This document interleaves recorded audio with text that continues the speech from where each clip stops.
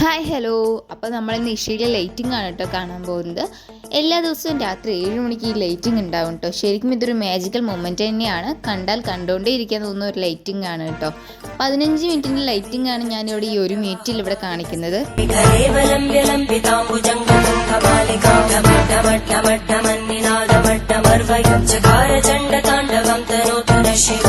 ശിവം